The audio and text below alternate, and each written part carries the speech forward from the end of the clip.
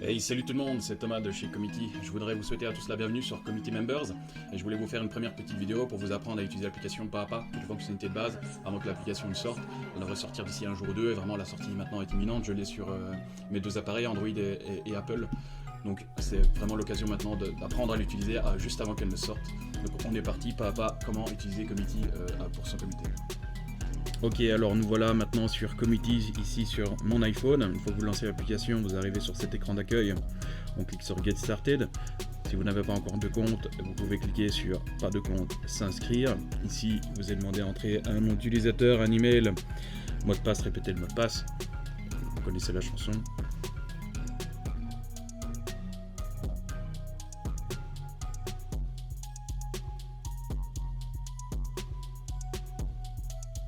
Ok, donc une fois que vous avez créé votre compte, vous arrivez sur cet premier écran d'accueil. Vous êtes invité à créer une nouvelle caisse parce que vous n'avez pas encore de caisse sous votre compte.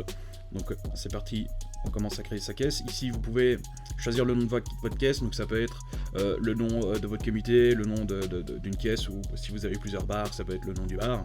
On peut changer la photo de profil si on veut. Donc ici, pour le nom de la caisse, je vais mettre démo vidéo, imaginons, voilà. Hop, vous est demandé aussi un secteur d'activité, donc ça c'est pour savoir dans quel type d'association vous êtes, donc club de sport, club de jeunesse, club scolaire, folklore, entreprise événementielle. Moi je vais mettre par exemple voilà, entreprise événementielle.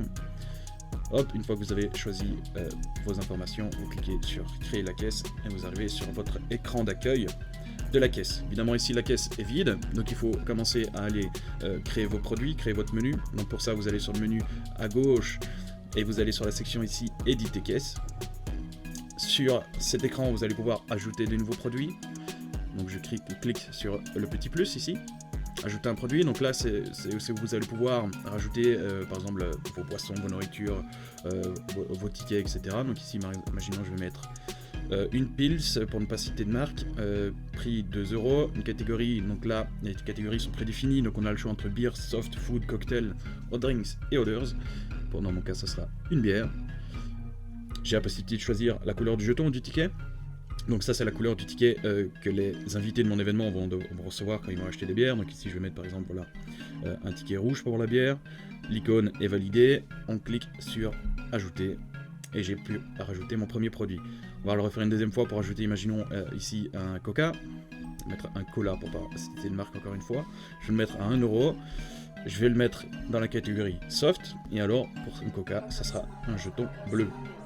J'ajoute, voilà, et je peux rajouter comme ça tous les produits de ma caisse ou de mon événement. Donc voilà ce que ça donne une fois qu'on a complété tout son menu. Donc la couleur de l'icône représente en fait la couleur du jeton ou du ticket qui est associé à ce produit.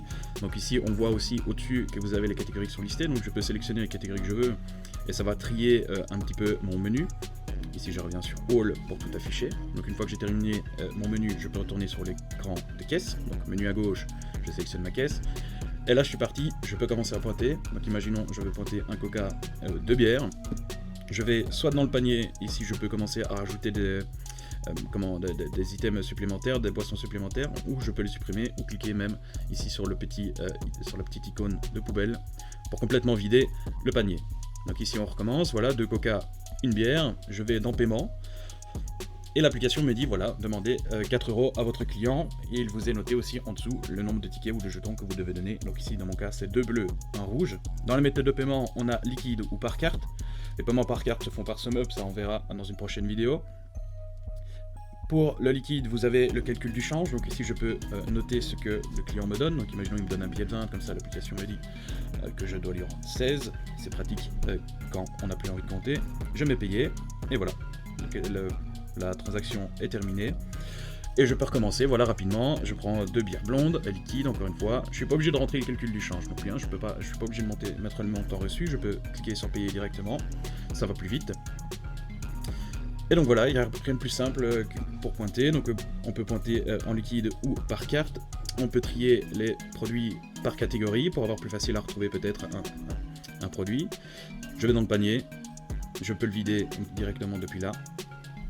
Voilà, donc je viens de faire quelques commandes supplémentaires. Donc pour aller voir mon historique, je vais dans le menu à gauche, je clique sur l'historique. Ici, j'actualise et je peux voir un petit peu toutes les commandes que je viens de passer. Pas trier par date, trier par membre. La gestion des membres, ça on verra dans une autre vidéo. j'ai le numéro de la commande, la date à laquelle il était passé et le détail de la commande. Ce qui est intéressant évidemment, c'est l'écran du revenu. Ici, je vais pouvoir actualiser. Et ici, je vais avoir mon revenu total de la soirée. Je vois que j'ai fait 45% de sauf qu'à 55% de bière. Et pour chaque produit, je vais avoir le montant total que ça m'a rapporté, le pourcentage que ça représente sur le revenu total de ma soirée, ou de mon bar. Et tout ça trié par produit, donc ça me permet de voir en détail ce que j'ai vendu. On a le calendrier qui va permettre d'aller voir un petit peu pour les autres jours ce que j'ai consommé, ce que j'ai vendu. Donc ici évidemment la veille je n'ai rien vendu. Donc je reviens sur le 4 février. Je peux trier encore une fois par membre, mais ça la gestion des membres, on verra ça dans une autre vidéo. Et donc voilà, pour tout ce qui est utilisation de la caisse simple, on peut peut-être voir maintenant pour le paiement par carte. Donc ça, je sélectionne de Coca, hop, paiement par carte. Je peux soit cliquer sur connecter SumUp ou directement cliquer sur le bouton payer. Ici, je vais me connecter avec mon compte. Je vais flouter évidemment pour pas vous partager mes coordonnées. Donc ici, vous allez rentrer votre compte SumUp pour pouvoir connecter votre boîtier SumUp.